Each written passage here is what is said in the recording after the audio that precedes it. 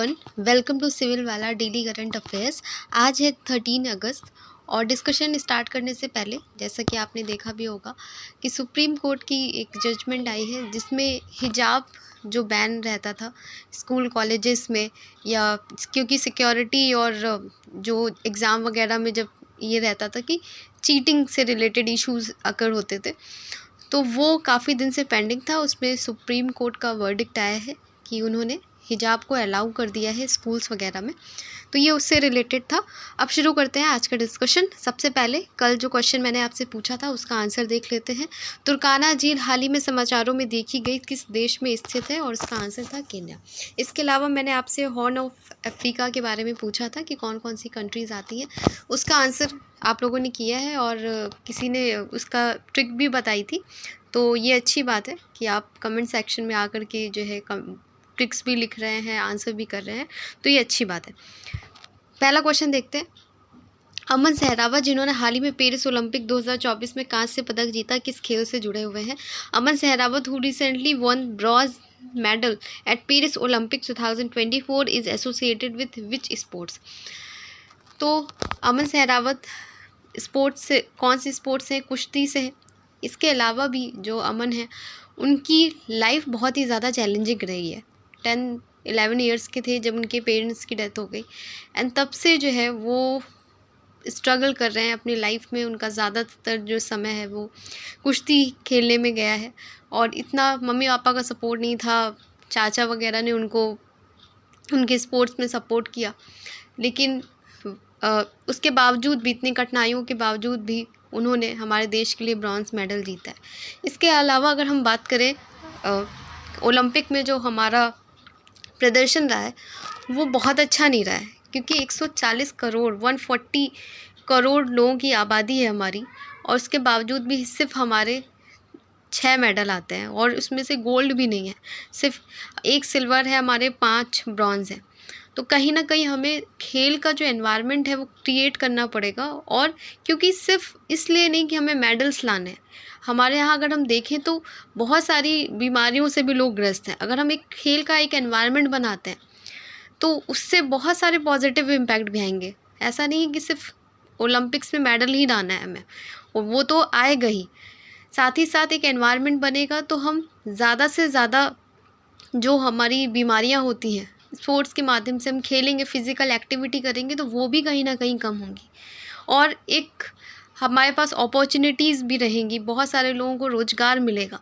तो बहुत सारे पॉजिटिव फैक्टर्स भी होते हैं कहीं ना कहीं। सिर्फ कुछ ही स्टेट्स हैं जहाँ पे हम स्पोर्ट्स को प्रमोट करते हैं, हरियाणा, पंजाब। बाकी और जगह से लोग जो है सिर्फ एजुकेशंस में ही जो है सिविल की प्रिपरेशन और उसमें ही ज़्यादा ध्यान देते हैं। तो कहीं ना कहीं हमें एक कल्चर डेवलप करना पड़ेगा स्पोर्ट्स के का, वरना हमारे जो मेडल्स हैं वो बहुत कम है। 71 रैंक आई है हमारी। पाकिस्तान भी हमसे ऊपर है क्योंकि उसका एक गोल्ड आया और हमारा गोल्ड भी नहीं आया।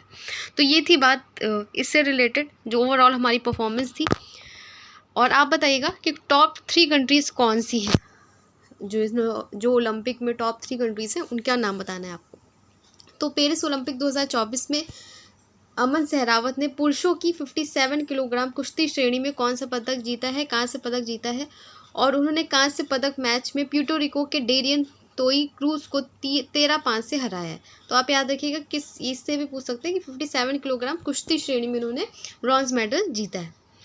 नेक्स्ट क्वेश्चन हमारा, हाल ही में भारतीय महासागर में कौन से 3 नाम अंडर वाटर संरचनाओं को दिए गए? Recently which 3 names were given to under water structures in the Indian ocean? तो इसका जो सही आंसर है वो है हमारा अशोका, चंद्रगुप्ता एंड कल्पतरु। भारतीय महासागर ने हाल ही में 3 अंडर वाटर संरचनाओं को अशोक, चंद्रगुप्त और कल्पतरु के नाम दिए हैं, जो समुद्री विज्ञान में भारत के प्रभाव को दिखाते हैं। इन नामों का प्रस्ताव भारत ने दिया है। इन्हें अंतर्राष्ट्रीय हाइड्रोग्राफिक संगठन IHO और यूनेस्को के inter governmental oceanographic commission IOC द्वारा मंजूरी दी गई है। अशोक सी माउंट जिसकी खोज 2012 में की गई थी, एक अंडाकार आकार की है और 180 वर्ग किलोमीटर में फैली हुई है। अगर कल्पतरु रिज जिसकी खोज भी 2012 में की गई थी, ये 430 वर्ग किलोमीटर में फैली हुई है और इसमें समुद्री जैव विविधता का समर्थन करती है। और चंद्रगुप्त रिज जिसे 2020 में पहचाना गया, एक लंबी संरचना है जो 675 वर्ग किलोमीटर में फैली हुई है। नेक्स्ट क्वेश्चन देखते हैं, हाल ही में कौन से देशों ने द्विपक्षीय वायुसेना अभ्यास उदारा शक्ति में भाग लिया? Recently which countries participated in bilateral air force exercise Udara Shakti 2024? तो ये किससे रिलेटेड है? भारत और मलेशिया से रिलेटेड, याद रखिएगा। जो मिलिट्री एक्सरसाइज होती है वो एग्जाम में पूछी जाती हैं। भारतीय वायुसेना ने रॉयल मलेशियाई वायुसेना के साथ द्विपक्षीय अभ्यास उदारा शक्ति में भाग लिया। ये अभ्यास 6 से 9 अगस्त को मलेशिया में हुआ है, तो इसको याद रखिएगा। नेक्स्ट क्वेश्चन है हमारा, हाल ही में किस भारतीय को तिमोर लेस्ते के सर्वोच्च नागरिक ग्रैंड कॉलर ऑफ पुरस्कार से सम्मानित किया गया है? Which Indian is recently receive the highest civilian grand collar of the award of Timor Leste? तो आंसर हमारा द्रौपदी मुर्मू। इसके अलावा भी द्रौपदी मुर्मू को अभी भी एक अवार्ड मिला था, हाईएस्ट सिविलियन अवार्ड मिला था। किस देश का वो मैंने आपको पढ़ाया भी था, तो उसका भी आप कमेंट सेक्शन में आंसर करिएगा। साथ ही ओलंपिक के कौन सी टॉप 3 कंट्रीज है उनको भी मेंशन करिएगा। राष्ट्रपति द्रौपदी मुर्मू को तिमोर लेस्ते के सर्वोच्च नागरिक पुरस्कार grand collar of the order of Timor Leste से 10 अगस्त 2024 को दिल्ली में सम्मानित किया गया। वे तिमोर लेस्ते का दौरा करने वाली पहली भारतीय राष्ट्रपति है, तो ये भी इम्पॉर्टेंट है हमारे लिए। नेक्स्ट क्वेश्चन है हमारा, हाल ही में खबरों में देखी गई पाकिस्तानी आवास योजना शहरी योजना को लागू करने के लिए कौन सा मंत्रालय प्रमुख निकाय है? तो अगर देखें तो ये है हमारा आवास और शहरी कार्य मंत्रालय।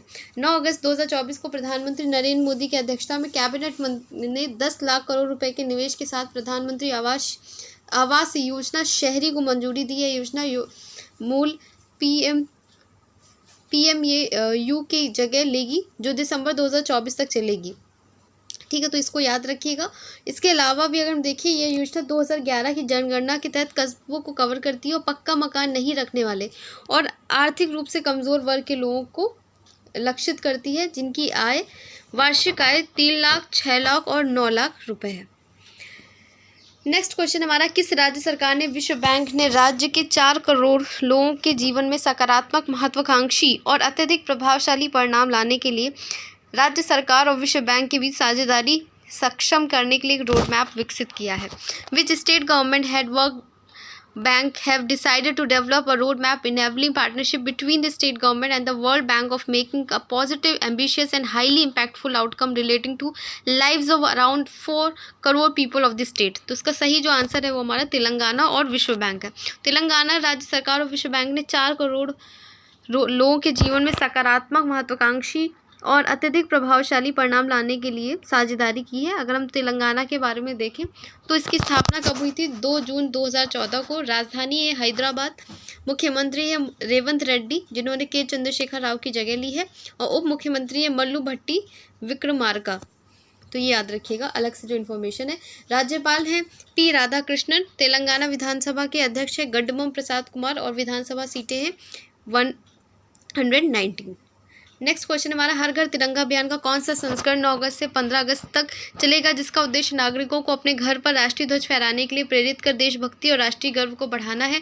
विच एडिशन ऑफ द हर घर तिरंगा campaign aimed at fostering patriotism and national pride by encouraging citizens to display national flag at their homes will run from August 9 to August 15। तो ये तीसरा संस्करण है, ठीक है, इसको याद रखिएगा। 9 अगस्त से 15 अगस्त तक चलेगा ये, जिसका उद्देश्य नागरिकों को अपने घर में राष्ट्रीय ध्वज फहराने के लिए प्रेरित कर देशभक्ति और राष्ट्रीय गर्व को बढ़ाना है। यह अभियान 2022 में आज़ादी का अमृत महोत्सव के तहत शुरू किया गया था। पूछा जा सकता है कि कब शुरू किया गया था? 2022 में शुरू किया गया था, तो उसको याद रखिएगा। नेक्स्ट क्वेश्चन है हमारा, सॉवरेन वेल्थ फंड इंस्टीट्यूट द्वारा संकलित आंकड़ों के आधार पर भारतीय रिजर्व बैंक की विश्व स्तर पर कौन सी रैंक है? Based on data compiled by the sovereign wealth fund institute, what is the rank of India reserve bank of RBI around the world? तो ये हमारी रैंक है 12th, तो इसको याद रखिएगा। केंद्रीय और बैंक स्थिर मौद्रिक नीति लागू करके वित्तीय स्थिरता सुनिश्चित करके आर्थिक स्थिरता और विकास बनाए रखने में महत्वपूर्ण भूमिका निभाती है। नेक्स्ट है, गोरित्सा ग्रंचारोवा कोंझारेवा को किस देश के प्रधानमंत्री के रूप में नियुक्त किया गया है? इसका जो सही आंसर है वो हमारा बुल्गारिया है। कोई नया प्रधानमंत्री या राष्ट्रपति बनता है तो ये क्वेश्चन पूछा जा सकता है, स्पेशली पीसीएस में पूछे जाते हैं ऐसे क्वेश्चन, जिन्हें पूर्व प्रधानमंत्री निकोलाई डेनकोव के मार्च के इस्तीफा देने के बाद सत्ता संभालने वाली अंतरिम सरकार का नेतृत्व करना है। नवनियुक्त राष्ट्रपति अगर हम देखें, जो भी न्यूली अपॉइंटेड प्राइम मिनिस्टर हैं, ट्यूनीशिया के प्रधानमंत्री हैं कामेल मदौरी, आप देख सकते हैं यहाँ पे। और इसके अलावा बांग्लादेश की अंतरिम सरकार के प्रमुख हैं मोहम्मद यूनुस, ईरान के हैं मसूद पेजेशिकियान, वेनेजुएला के राष्ट्रपति निकोलस मादुरो, एस्टोनिया क्रिस्टिन मिखाल और रवांडा के हैं पॉल कागामे। तो ये चौथी बार हुए हैं। तो ये अभी रिसेंट के जो प्राइम मिनिस्टर और प्रेसिडेंट थे वो यहाँ पे आपका रिवाइज हो गया। इसके अलावा पीएम ऑफ एस्टोनिया बताई दिया मैंने, प्रेसिडेंट हैं पॉल कागामे। नेक्स्ट क्वेश्चन हमारा, उड़ीसा सरकार ने राशन कार्ड धारकों के लिए सार्वजनिक वितरण प्रणाली पीडीएस में क्रांति लाने के लिए भारत का पहला राइस एटीएम पेश किया। तो भारत का पहला क्वेश्चन में ये आंसर भी छिपा है हमारा कि सबसे पहला भारत का ये राइस एटीएम पेश किया है। इस एटीएम का क्या नाम है? अलग से क्वेश्चन पूछ सकते हैं कि पहला राइस एटीएम जो है किस सरकार ने, किस राज्य ने पेश किया है? तो हमारा उड़ीसा है। Orissa launches first rice ATM. Orissa के राशन कार्ड धारकों के लिए सार्वजनिक वितरण प्रणाली जो होता है उसमें क्रांति लाने के लिए भारत का पहला 24 घंटे चलने वाला अनाज एटीएम, जिसे राइस एटीएम भी कहा जा रहा है, पेश किया गया है, जिसका उद्घाटन उड़ीसा के खाद्य आपूर्ति और उपभोक्ता कल्याण मंत्री कृष्ण चंद्र पात्र ने किया। अगर हम उड़ीसा के बारे में देखें, कैपिटल है हमारी भुवनेश्वर, चीफ मिनिस्टर है सीएम है वहाँ के मोहन चरण मांझी, जिन्होंने अभी नवीन पटनायक की जगह ली है। उप मुख्यमंत्री है केवी सिंहदेव और प्रभाती पारीदा। राज्यपाल है रघुवर दास और विधानसभा सीटें जो है हमारी 147 है। लेजिस्लेटिव असेंबली सीट है 147। नेक्स्ट क्वेश्चन है और आज का लास्ट क्वेश्चन में, विश्व शेर दिवस प्रतिवर्ष किस दिन मनाया जाता है? World lion day is celebrated annually at which day? तो सही आंसर है हमारा 10 अगस्त को मनाया जाता है वर्ल्ड लायन डे। ज़्यादा न्यूज़ में नहीं रहता है, मे भी पूछ लिया जाए। इन संरक्षण मुद्दों के बारे में जागरूकता बढ़ाना है। विश्व शेर दिवस सबसे पहले कब हुआ था? पहली बार मनाया गया था 2013 में बिग कैट रेस्क्यू द्वारा किया गया था, जो शेरों के लिए समर्पित दुनिया की सबसे बड़ी मान्यता प्राप्त अभ्यारण्य है। उसकी स्थापना डेरेक और बेवली जॉबर्ट ने की थी। इसके अलावा अगर हम देखें, क्या विश्व जैव ईंधन दिवस मनाया जाता है 10 अगस्त को मनाया जाता है। इसको भी याद रखिएगा, यहाँ पे जुलाई नहीं है, ठीक है, ये जुलाई नहीं है, ये अगस्त है, आप इसको याद रखिएगा। विश्व जैव ईंधन दिवस मनाया जाता है 10 अगस्त को। और इसका जो विषय था, सतत जैव ईंधन अपशिष्ट को कम करना और ऊर्जा को बढ़ाना। 9 अगस्त को मनाया जाता है हमारा नागासाकी दिवस। क्यों मनाया जाता है? क्योंकि 79 वर्षगांठ भी थी इसकी।